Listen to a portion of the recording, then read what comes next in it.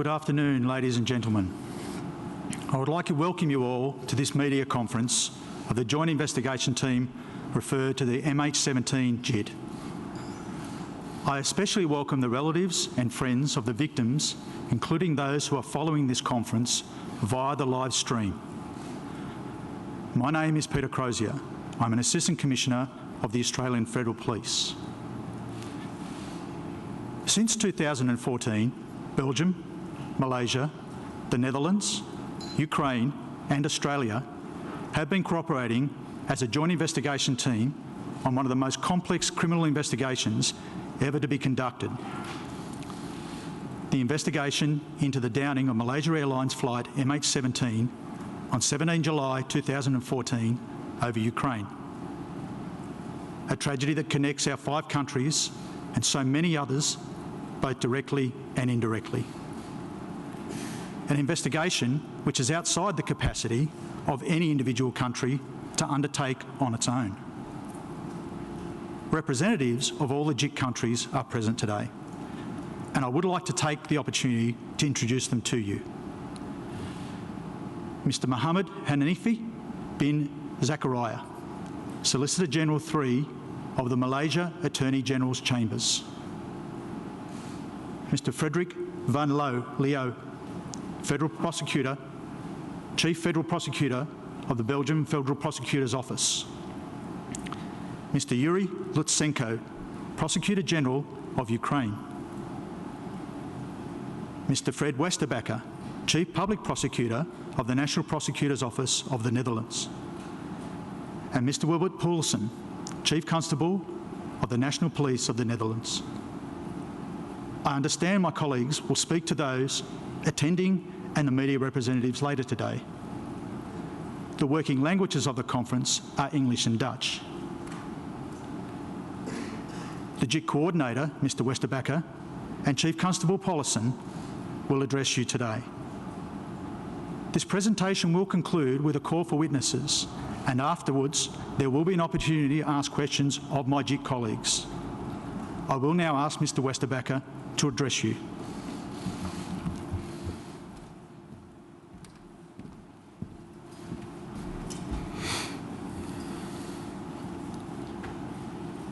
Dames en heren. Ladies and gentlemen, based on the investigation of the Joint Investigation Team, we have decided to prosecute 4 suspects for downing flight MH17. This is the start of the Dutch criminal proceedings. This airplane, Malaysia Airlines flight MH17, with its 298 passengers, ended up in an area almost 5 years ago in eastern Ukraine where an armed conflict was going on. That conflict is still going on today, turning an area of war into a crime scene. This made finding the perpetrators complicated. From the first moment on, we hear a lot of theories about the cause of the disaster, as well as the question, who are responsible? Often these theories are based on mistrust, on assumptions, and regularly even on deliberately presented untruths. This creates insecurity and unrest with the relatives of the victims. The Dutch Safety Board has taken the first important step in 2015 to provide them with clarity in times of insecurity. The board has investigated the cause of the crash and concluded that flight MH17 was shot from the eastern part of the Ukraine by a Buk missile from the 9M38 series. The investigation of the JIT also focused on, next to the question what exactly happened on the 17th of July 2014, the question who were responsible for that crime. Bringing justice to the victim of this crime has always been our driving force. We also want to provide the family of the victims with answers, but we can only disclose findings of the investigation that are legally and beyond doubt and can be substantiated. and who do not frustrate the interest of the investigation. The starting point is that the courtroom is the venue where we have to present our case. We've always said that we have faith that we will achieve our goal. That goal was and is to find the truth and to criminally prosecute those responsible. Today, I can tell you that we've come to the stage where we can say that we are going to prosecute. It's 4 people who we held accountable as suspects for bringing in the deadly weapon, a Bakhtila, into the eastern Ukraine. We will tell you in a minute who they are. First, I want to show you what we found earlier. JIT announced that flight MH17 had been shot down by a Buk missile from the 9M38 series. The missile had been fired from an agricultural field near Pervomaisky by a Bakhtila, which had been brought in from the Russian Federation. And after flight MH17 had been shot down, that Bakhtila was brought back to the Russian Federation. At that time, the JIT was looking at about 100 individuals who could in some way be associated with the transport of that Bakhtila and the shooting down of flight MH17. Further investigation was needed to show whether they had played a criminal role. In May 2018, the JIT announced that the Bakhtila that shot down flight MH17 came from the 53rd Anti-Aircraft Missile Brigade of the Russian Armed Forces. We showed the unique combination of specific characteristics of this Bakhtila, based on which we were able to identify this Bakhtila. We also said that the group of about 100 individuals had decreased. The role of many of them had become a lot clearer to us. In the meantime, it had appeared that a large number of these persons were not criminally involved. Dames en heren, Ladies and gentlemen, in the past 5 years, we've been able to decrease the number of persons that we're investigating. Throughout the years, the investigation consisted of a forensic investigation, finding and interrogating witnesses and experts, the analysis of radar and satellite images, evaluating big quantities of telecom data, such as recorded phone conversations, and also the analysis of big data. And the area of investigation in the eastern Ukraine is still inaccessible for the research team. This, of course, leads to the fact that we haven't been able to accomplish certain investigative acts, and that some other investigations take more time than usual. On the other hand, we've been able to acquire a lot of valuable telecom data from the Ukraine, along with other sorts of information in the past year. And as of this day, in the JIT, more than 50 detectives and a team of about 25 staff members of the Public Prosecution Bureau are working on the investigation. And part of the Australian and Dutch detectives are still permanently present on the field office in Kiev, where they work in close cooperation with the Ukrainian detectives. And this cooperation is still a valuable part of the investigation. Throughout the years, we've made multiple calls for witnesses, and these have resulted in valuable information that is invaluable for the investigation.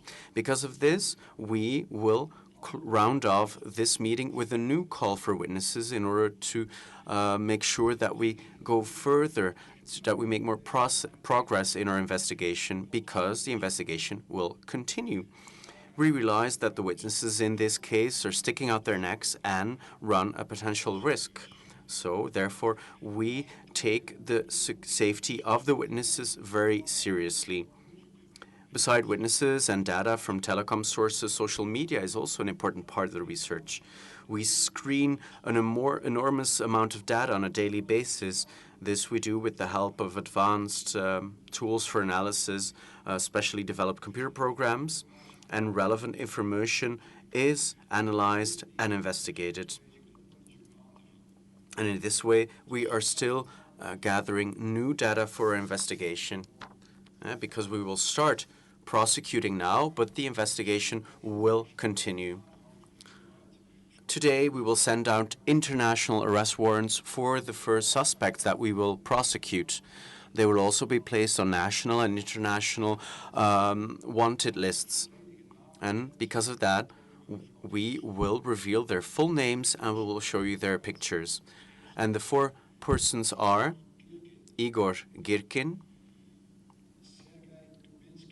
Sergei Dubinsky, Oleg Pulatov, and Leonid Karchenko. Suspects Girkin, Dubinsky, and Pulatov have the Russian nationality, and our information points to the fact that they currently reside in Russia. Suspect Karchenko has the Ukrainian nationality, and we assume that he resides in eastern Ukraine. And this is an area that is currently not under supervision of the central authorities in Kiev. On the 17th of July 2014, all four suspects were in eastern Ukraine. They played a crucial part in the armed conflict, and they had important positions. And the video will further explain. Shefelodovich Girkin, also known as Jelkov or Piave, born on the 17th of December 1970, is a former colonel of the FSB, the Russian Federal Security Service. Sergei Nikolaevich Dubinsky, also known as Khmury, born on the 9th of August 1962, was employed by the GRU, the Russian Military Intelligence Service. Suspect Oleg Yuldashevich Pulatov, also known as Jurza, born on the 24th of July 1966, is a former soldier of the Spetsnaz GRU, the special forces of that military intelligence service. In the past, all were sent abroad as soldiers in the service of the Russian armed forces.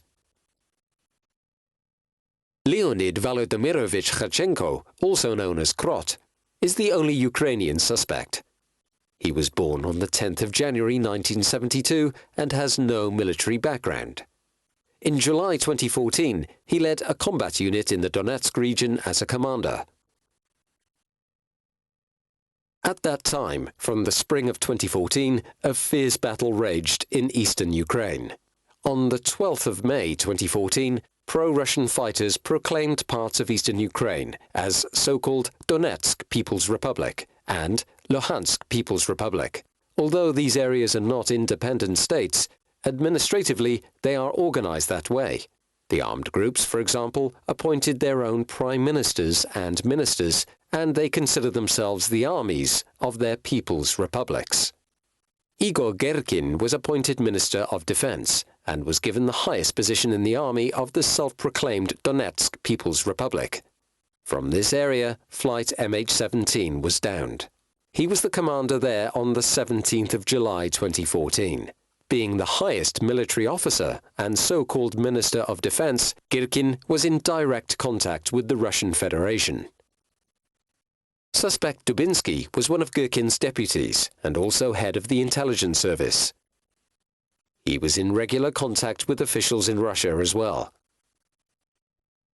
Oleg Pulatov was the deputy head of that intelligence service and one of the deputies of Dubinsky. And suspect Karchenko was under the direct supervision of Dubinsky and led a military unit in the region as the commander. From the so-called defense minister to the commander on the ground, together they formed a chain linking the self-proclaimed Donetsk People's Republic with the Russian Federation. It was through this chain the suspects were able to get heavy military equipment from Russia to the battlefield in eastern Ukraine, and in this way, the Baktila of the 53rd Brigade could be transported to the agricultural field in Pervomaisky, and its missile could be fired, with terrible consequences. We will get back to that chain later on.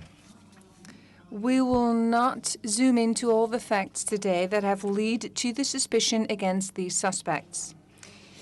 If it's about specific deeds and our evidence against individual persons, The courtroom is the only venue where we, as Public Prosecution Service, can speak openly. What, based on the findings of the investigation, we can disclose is the following. Suspects Girkin, Dubinsky, Pulatov, and Karchenko were active in the armed conflict in the province Donetsk in July 2014. Their common goal in this period was to gain ground at the expense of the Ukrainian state and its armed forces. During these battles, anti-aircraft defense was used. The Public Prosecution Service suspects the 4 suspects of the fact that their plan, their cooperation, and their acts on and around July 2014 have led to the shooting of flight MH17. Even though they have not pushed the button themselves, there is a suspicion that they have closely cooperated in order to obtain the bactiller and put it in position on the launch site with the goal to shoot a plane. Therefore, they can be considered to be suspects together of shooting flight MH17. In Dutch criminal law, persons who are not present themselves during the implementation of a crime but do play an important organizing role are just as punishable as the persons who have actually committed the crime. The following suspects are prosecuted for causing the crash of MH17 leading to the death of all the people on board, punishable under Section 168 of the Dutch Criminal Code, and second, murdering 298 passengers of flight MH17, punishable under Section 289 of the Dutch Criminal Code. When deciding to prosecute these suspects and formulating the changes, we have taken into account the armed conflict that was going on back then. The possibility exists that the suspects wanted to shoot a military airplane instead of a passenger flight. Even if that was the original plan, we do hold them responsible for downing MH17. What they actually knew, wanted, and eventually did will have to be established by the court during the criminal proceedings.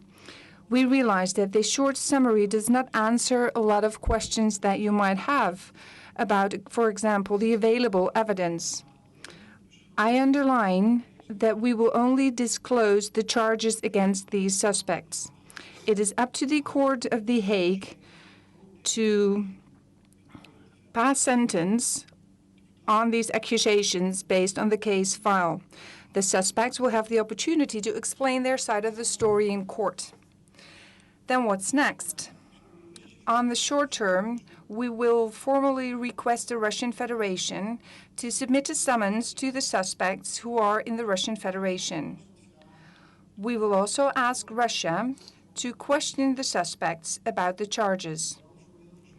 A similar formal request will be sent to Ukraine with regards to the Ukrainian suspect.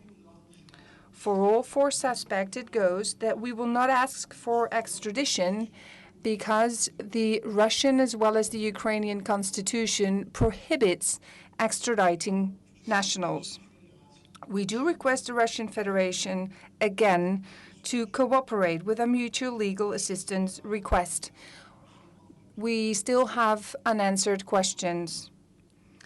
We are, for example, waiting for the question where this bactiller that was filmed in July 2014 in a convoy of the 53rd Brigade of the Russian Federation, where it was on and around the 17th of July 2014, and we've asked them over a year ago.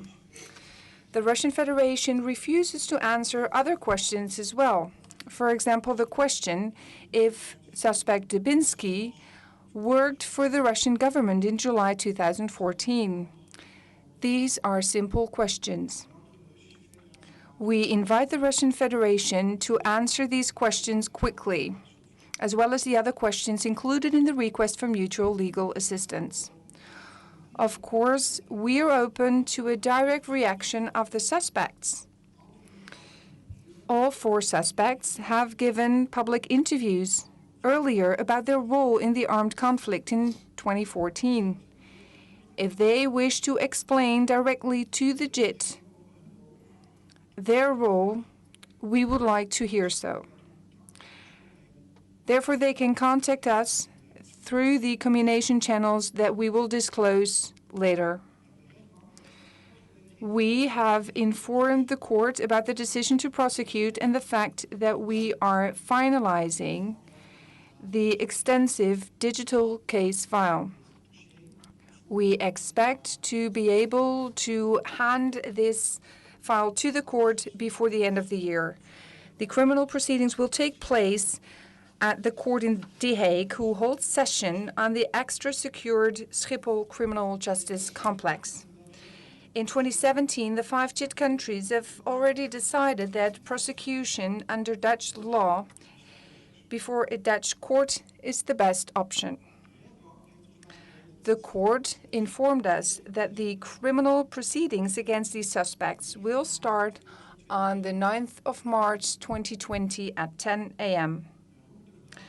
We expressly appeal for the suspects to note down the time and date and to report in to be present during their criminal trial or to contact us beforehand. The criminal trial will take place even when the suspects choose not to be present. The JIT has informed the family of the victims as much as they could about the progress of the investigation. Pending the prosecution, we will inform them about the upcoming criminal trial as well as the position that they might have. Therefore, the National Police, Victim Support Netherlands, and the Public Prosecution Service will organize an information meeting for all family of the victims this fall. Legal as well as practical questions with regards to the upcoming trial will be addressed. Family and relatives of the victims who cannot be present will receive that information digitally. For us and everybody who has been involved in the disaster with MH17, today is a day that can never be forgotten. We have promised the family of the victims to try our hardest to establish who are responsible for the death of their loved ones and to hold these people account during a public trial. I am relieved that we can uphold our promise to the bereaved. The JIT suspects Gherkin, Dubinsky, Pulatov, and Karchenko of having played a significant role in the death of 298 innocent civilians. The means of evidence these suspicions are based on will be elaborated on during the criminal proceedings. Then the judge will pass sentence. The suspects are innocent until the contrary is proven in court. That's the way it's supposed to go in a state under the rule of law.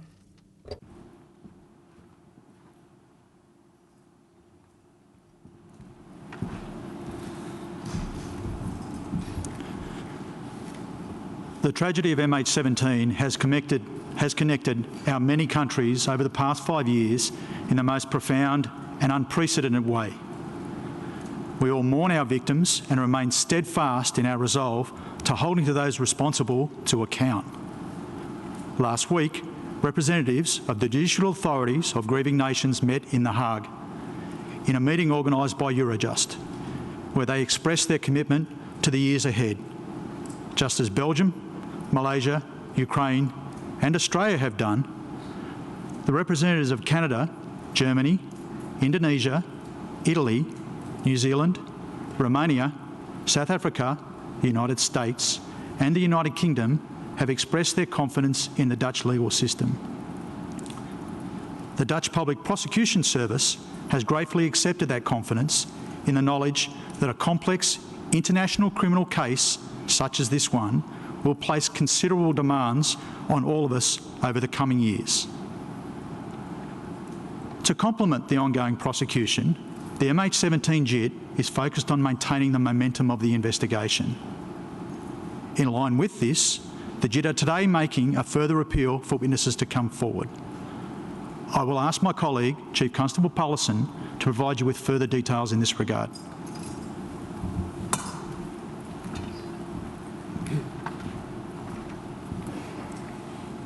Ik ga u meenemen door de getuigenoproep.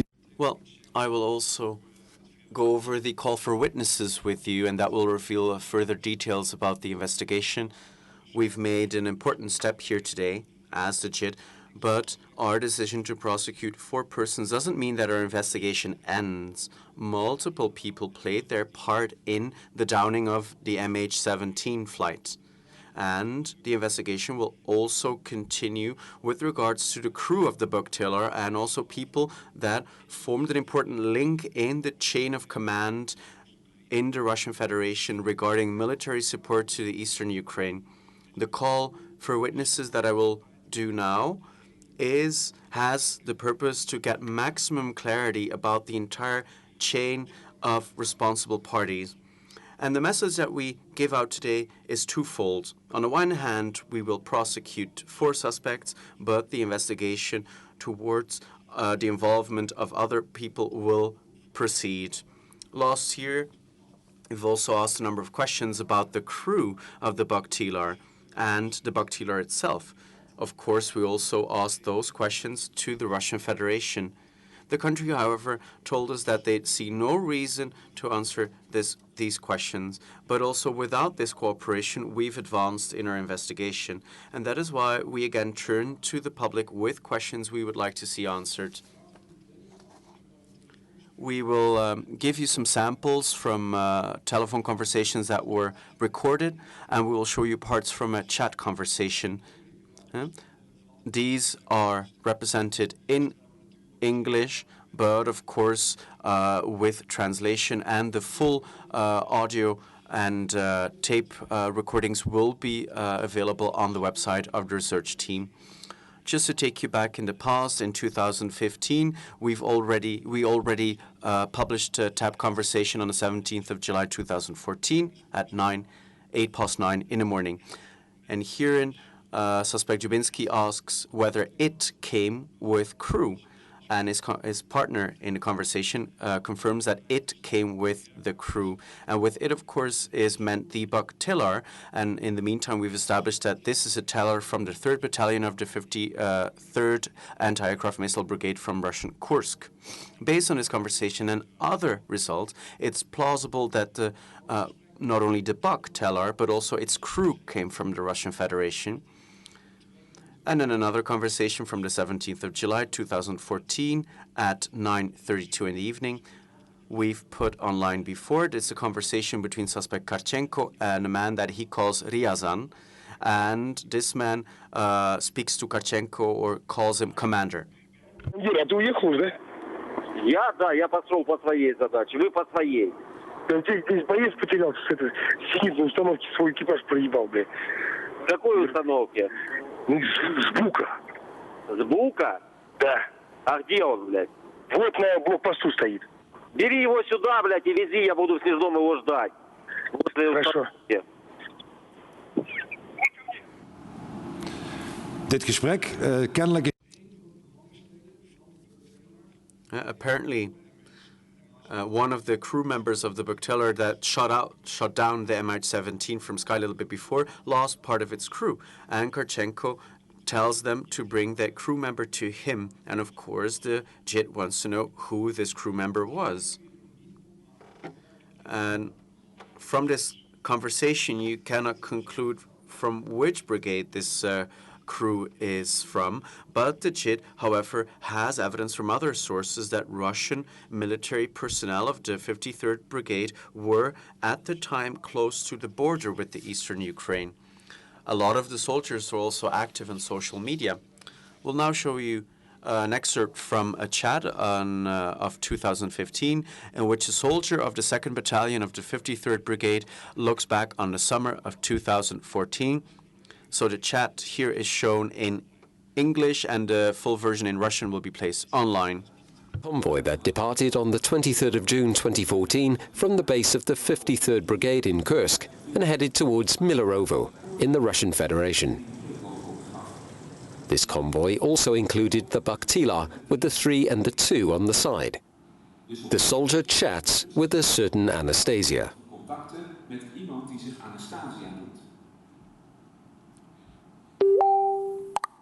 He tells her that they did not reach Rostov, but have passed Milerovo and Kamensk, and stayed in the forest at Koibyshevo for 3 months. Anastasia asks him in which battalion he serves. The soldier tells her that he was in the 2nd Battalion, but they were traveling with some cool guys from the 3rd. It was a Baktila from the 3rd Battalion that shot down MH17 in eastern Ukraine. The first lieutenant the soldier refers to, but whose name we cannot mention at this moment, was at that time with the 3rd Battalion, close to the Ukrainian border.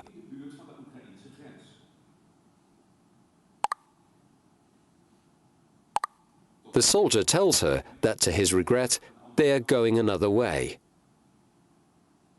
What way? That is a big secret. He can give her a hint. Maybe she knows the song, "They got orders to go west." She answers, "Blue, yellow," as a reference to the Ukrainian flag. He suggests that Anastasia guessed it well, because he calls her not only beautiful, but also smart. This chat indicates that members of the 3rd Battalion went west to eastern Ukraine. This first lieutenant, whose name has been made unrecognizable here, is now a captain, but we know he belongs to the 53rd Brigade from Kursk. The JIT calls on this first lieutenant or other witnesses to report to us in order to answer a number of questions about his role. Many photos have been posted on social media showing soldiers of the 53rd Brigade that have been made in the summer of 2014 in the border region with eastern Ukraine. These photos were found on accounts of soldiers or their friends or family. The JIT has documents regarding the 53rd Brigade which show exactly which members were present in mid-July 2014 in the area near the Ukrainian border. This concerns both members of the June convoy and other members of the 53rd Brigade who went to the same border region in July 2014. The JIT also knows that the military convoy that went to Milerovo with 6 TILAs in June 2014 returned by train to the base in Kursk with only 5 TILAs in September. Last year we showed you that the Baktila with the numbers 3 and 2 on the side from this convoy is the Baktila that brought down flight MH17 on the 17th of July 2014. That means members of the 53rd Brigade might know the identity of that specific TILA crew. Those members, and perhaps also the people from their immediate environment, form an important group of witnesses. Ja, het JIT komt dan ook graag met deze... Well, the JIT would like to get in touch with these people because they could know who the crew of the Baktila was that brought down the MH17. So the JIT has the following questions. Who knows whether one or more of these persons were located in eastern Ukraine on the 17th of July 2014? Who knows whether one of more of these people have information about the use of the Baktila with the 3 and the 2 on the side skirt on the 17th of July 2014? And who knows which military crew were a part of the crew of the Baktila that shot down the MH17? So this call for witnesses is more about the crew. But of course, it's not plausible that the crew decided autonomously to go to the eastern Ukraine, and therefore we are looking for more information about who sent them there. In the months previous to the 17th of July 2014, the leaders of the self-declared People's Republic Donetsk asked for support multiple times to the Russian Federation, and military support, that is. And this was done by the so-called Prime Minister Alexander Borodai, as the suspect Igor Girkin, and he was the self-declared so-called Minister of Defense. From our investigation, we know that suspect Gurkin was in contact about this with Sergei Aksionov, and he was the designated Russian leader of the Crimea by the Russian government. And this is the Ukrainian peninsula that was annexed in the spring of 2014 by the Russian Federation. On the 8th of June 2014, Gurkin talked with an employee of Aksionov. And in this conversation, Gurkin is asking for military support from Russia, among which good air support with trained staff. Please listen along. Да, слушаю. Игорь, здравствуй, это Михаил. Игорь, мне Сергей привез, вот сказал, что хотите выйти на связь, какую-то информацию дать. Ну, что информацию дать? Собственно говоря, информация, она общеизвестная, что если в ближайшее время не будет масштабной помощи, то задавят. Больше ничего. Помощь нужна действительно масштабная. Уже не хватает того, вот это давать сейчас по чайной ложке, как сейчас. Это роли уже не сыграет. Соотношение сил слишком большое со стороны противника. Если не будет решен вопрос с российской помощью, с воздушным прикрытием и хотя бы чтобы с поддержкой артиллерии, то не удержать нам Восток. Не удержать, однозначно. Нужна противотанковая артиллерия, нужны танки, нужны нормальные ПВО, но уже ПЗРК уже не можем обойтись. И все это нужно, естественно, со специалистами, уже готовыми, потому что времени их готовить у нас нет и не будет. Gurkin is in a hurry because he's about to lose the battle. He wants decent air defense material, no man-pads that are fired from the shoulder. And he wants trained staff because there is no time to train them. About 15 minutes after this conversation, Gurkin is called back by Aksionov. In that conversation, Aksionov says that they are already arranging the required permission for the requested support. Алло. У меня вечером сегодня связь, 22 где-то будет, сейчас с теми, кто решение это уже принял. И уже лицо, единый координационный центр по этой ситуации уже есть. То есть кто координирует эту картину. Не хочу по телефону в этой открытой фамилии. Я понял, понимаю, да. Хорошо, я буду на связи в это время. Ну, в общем, ты понимаешь ситуацию, что здесь... Понимаю, Игорь. Там готовят и документы, которые там необходимы там, для поддержки. Там уже вот сегодня тоже вечером у меня вся эта кухня. Aksionov, the Russian commander in Crimea, assures Gurkin that the support is already being arranged. In June and July of 2014, Gurkin and the self-proclaimed leader of the Donetsk People's Republic, Alexander Borodai, have frequent telephone contact with people in the Russian Federation. Borodai can also be found in Moscow regularly during that period. Gurkin and Borodai together give a press conference in Donetsk on the 10th of July 2014. The latter has just returned from Moscow and gives them the following information about that visit.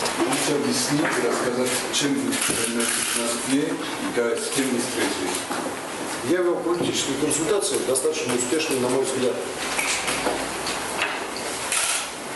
С кем я встречался, я, конечно, это оглашать не буду. Да?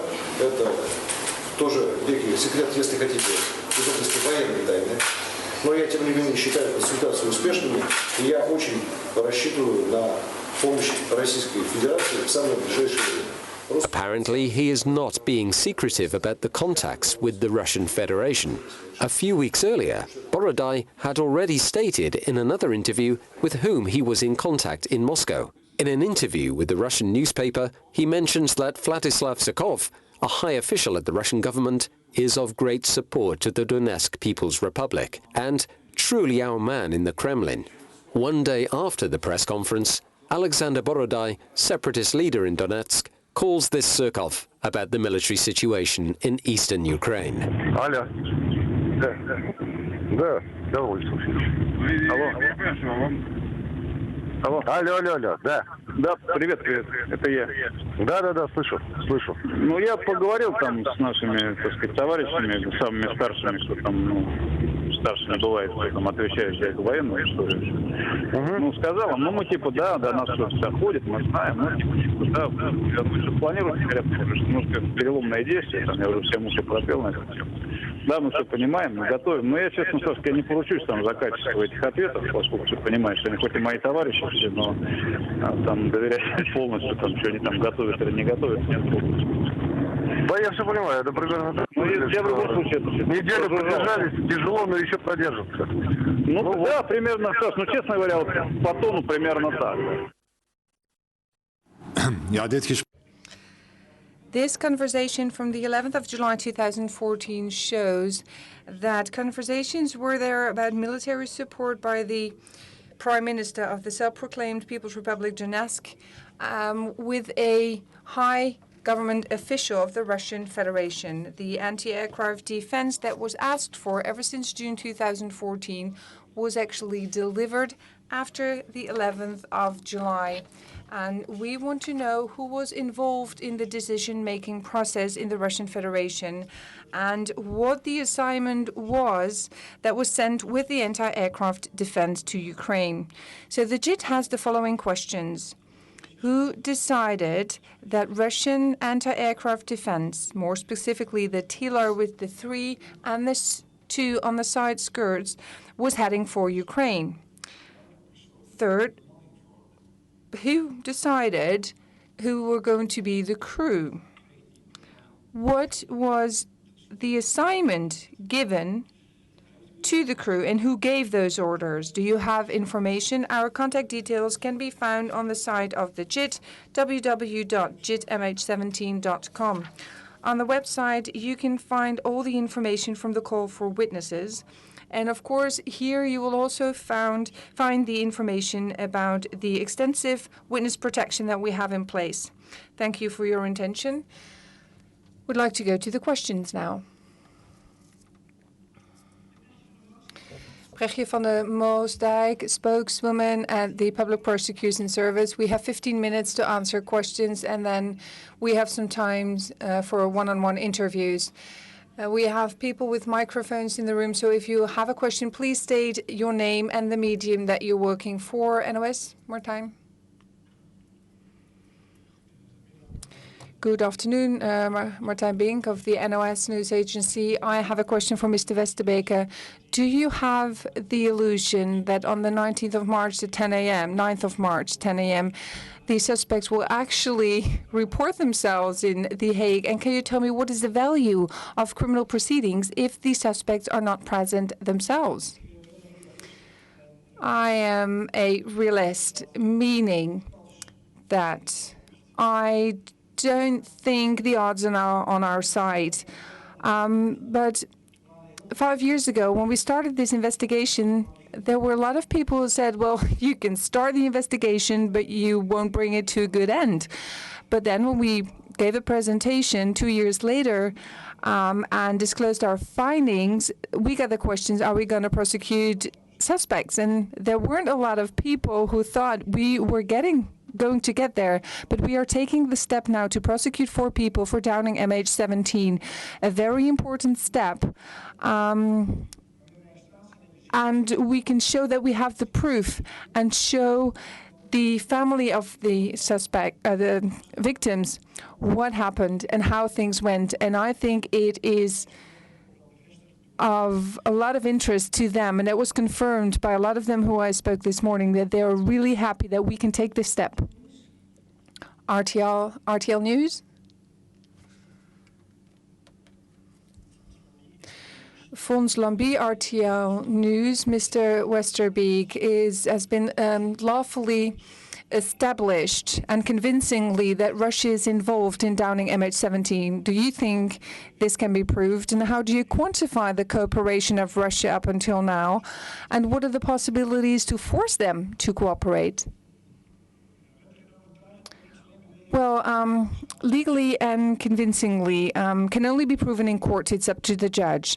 But in our investigation, and I've indicated that last year, we have established that there has been involvement of the Russian Federation when it comes to the downing of MH17 because they made available a bactiller that was used to shoot down MH17, and we have all the material that can substantiate that. So that's a first important answer to that part of the question. This also means that if you look back, you can establish that From the first day after the 17th of July, the Russian Federation has not disclosed anything about what happened, and that is a slap in the face of all the relatives of the victims and the bereaved. And I call out to them to start cooperating, to tell us what happened. If that will happen, we can only wait. Hubert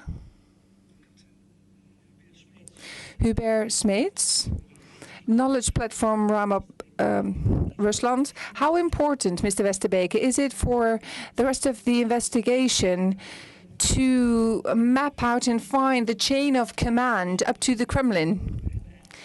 Do you think you have enough already to prosecute the perpetrators?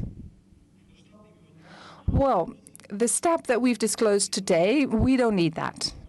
For that, we have decided based on a good case file so far, and we are convinced that we have a file that can bring this case to a good end. So that's not a sine qua non. But we're also still working on everything, meaning that we haven't mapped out everything. And that is the reason why we said today that we will continue. We're going to prosecute, and we have faith, but at the very same time, we will keep investigating in the two directions that we've explained today. Bram Vosko of the AD newspaper. Question from Mr. Westerbeek. How probable do you think it is that before March next year, you will find new suspects, additional suspects? That will be speculation. At this moment, we focus on what we've disclosed today, and that's the fact that we will be prosecuting 4 suspects. The question whether or not other suspects are being added to the list, that's one that I can only answer in the future, and I don't want to speculate. Michael Busse, Deutsche Welle. Military in Russia were named. You said about disrupting the investigation. What do you exactly mean by that? Maybe you could explain that, please.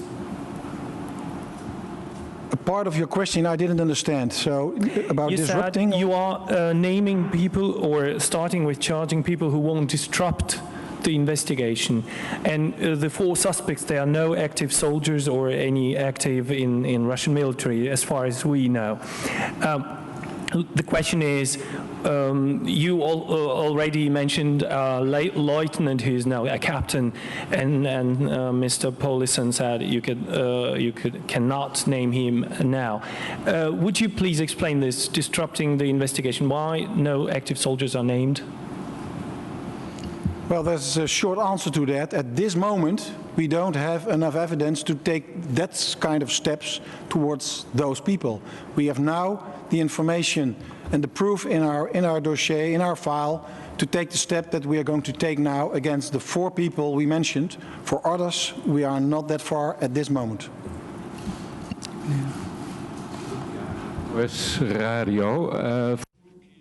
From the radio. Last time there was also a call for witnesses, but that was mostly regarding whistleblowers. Have any whistleblowers come forward since last time? Are people under protection? And also have a follow-up question later on. Well, again, our last call resulted in new witnesses. Well, of course, whistleblowers are always internal people, so it's very hard to distinguish that category.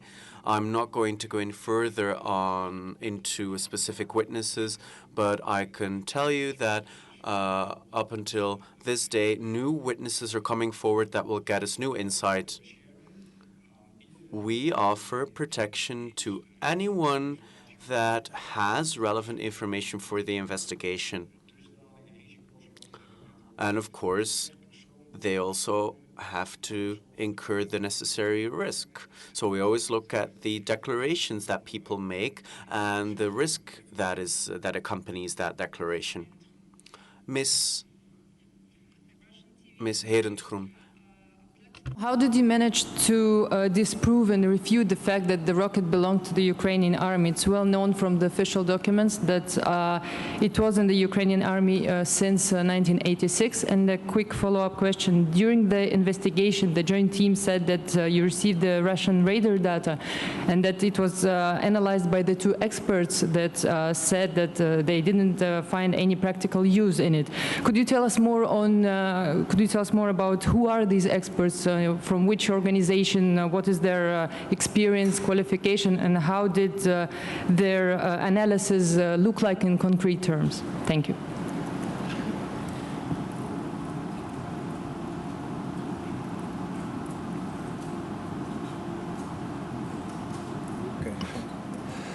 Yeah, we received that information from the Russian Federation, the information about the missile and the documents about the missile, and we also received the radar data, and we both studied them, and that's how you must see how we do that in the Dutch investigation.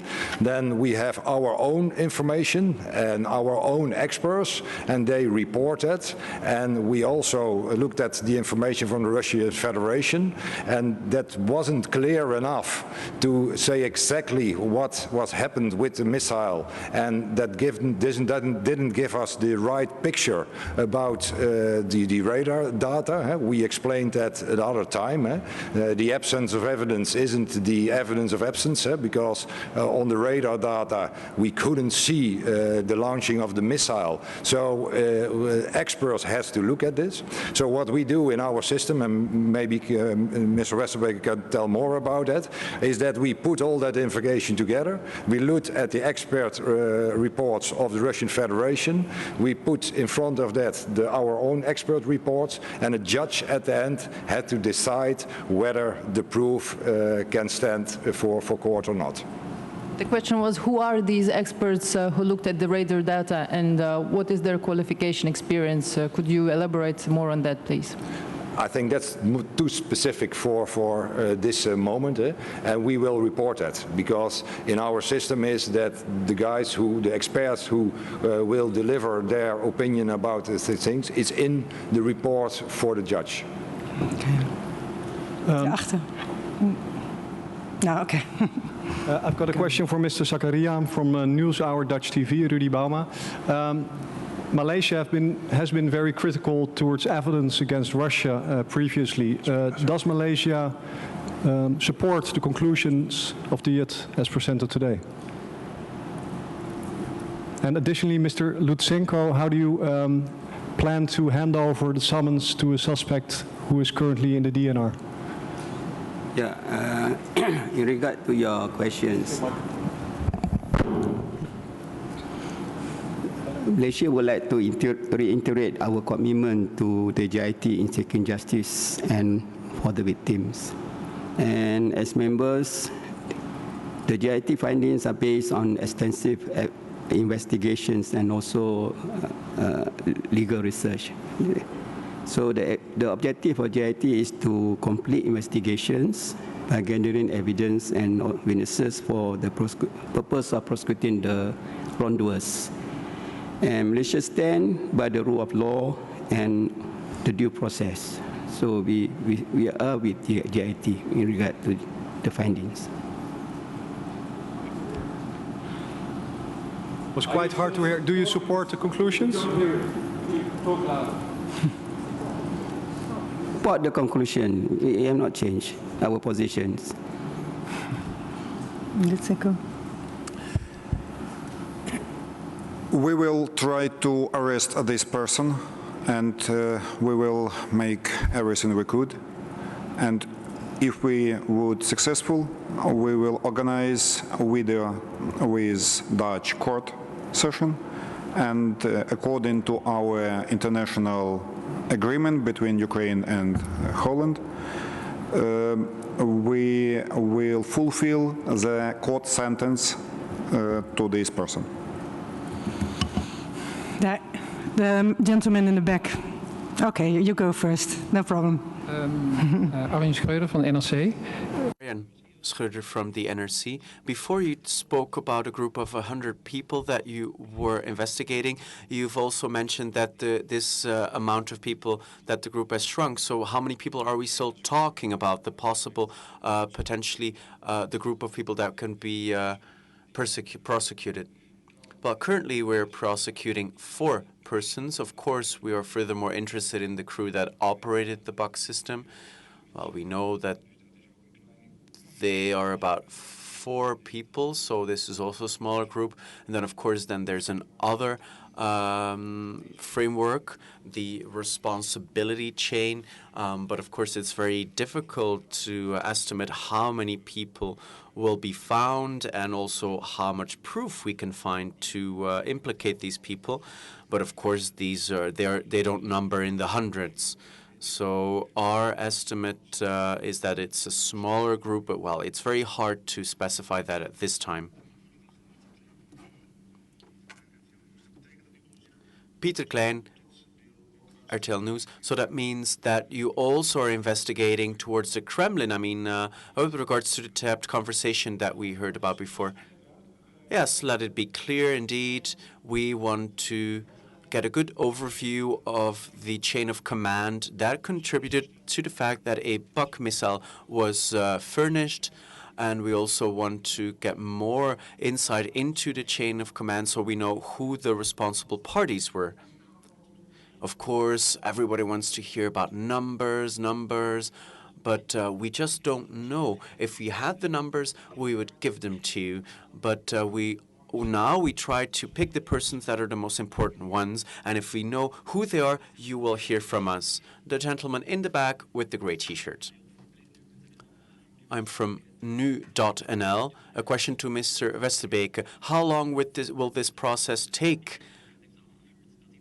And is it feasible that it will be known exactly who pressed the button, the actual perpetrator? Well, those are 2 separate questions. Let's start with the first one, the length of the process. Those well-known, those are familiar with Dutch law, know that it all depends on the fact whether or not the suspects are present. If they are not, there will be lawyers that will be talking on their behalf. Also depends on the number of investigative questions. So these are all elements that complicate naming a deadline. So we think that it will take at least a year. It could be longer, maybe even shorter, but I don't expect it will be shorter. And the second question, well, is that realistic? Yes, I do think it's realistic, but we already know more than we show you here. And in the beginning, it was already complex, but still realistic. So we think that it's still feasible that we will come up with more suspects and more evidence. I'm Vincent from Zembla. Well, if there's a process that is held in absentia, will there be any lawyers that represent them? Do you already know? Well, that's a difficult question because it's all up to the court. The court will have to decide how they tackle this. The Dutch penal code doesn't really know that mechanism. I mean, you're either there and then you can get the floor, or you're not. And of course, the Dutch legal system already takes a very active part in the weighing of the evidence, in the decision-making about what should be investigated, also has a lot of leeway in the hearing of witnesses, for instance, about the radar, the experts with the radar. I mean, I'm not going to mention names, but I know that they're very well-versed in their field. So we all have to wait and see what the court will decide. And but I think that everything will be done with the utmost care. And that brings us to the final question. Somebody else, perhaps. Who will be the public prosecutors? Well, I have a team of very competent colleagues that will be responsible for this file, so they will get the necessary support. I'm not going to name any names, but there is a group of public prosecutors with the necessary support, and they will be involved in this case. Australia. First of all, if I could just ask, are you characterizing the Russian government's attitude as deliberately trying to stop the investigation or to thwart the investigation? Secondly, you mentioned that you would protect witnesses, obviously very difficult. Are you offering asylum? And if you are you then, have you discussed the possibility of those people going to other countries such as those on the jet, including Australia? I'll pick up the first question, and then Wilbert will take the question about possible witnesses. What I was saying is that we now have the information, have the proof that the Russian Federation is involved in this tragedy, in this crime, in one way or the other. And what I said just now is that one day after 17th of July, they could have been in the position to tell us exactly what happened, because they know. I'm sure they know what happened, because a book Taylor from the 53rd Brigade has been used, and they know this. And they didn't give us this information, and I wouldn't call this cooperation. We gaan nu afsluiten. We will conclude because we want to start with the one-on-one interviews. Oh, the second part, I'm sorry. It is good to know that we spoke with about 300 witnesses until now. Gave small evidence, still very important evidence for us. And what I just said in Dutch, we have all proper arrangements for them. And the ultimum is, and we do that with all the countries together, is a witness protection program. That's possible. Aan getuigen. Oké. Nee, maar daar kan ik wel iets over zeggen. I can say something about it. If witnesses pop up and they enter the witness protection program, they have to stay in a country, and then they will get some kind of residency. But we can give you actual information about that because it's a witness protection program, and we never disclose any information about that. But any potential witness will, it will give them trust if you say something about it. Well, we're telling them that we will if it's necessary, and we can guarantee that. We've made arrangements with various countries so we can offer them that security. But anything we say about it might endanger their safety of those witnesses, and we never do that. So we'd like to conclude. There's some room for one-on-one interviews. We will do that with the people on stage somewhere in the room, but we will close this conversation, this meeting. So, ladies and gentlemen, thank you very much for being here.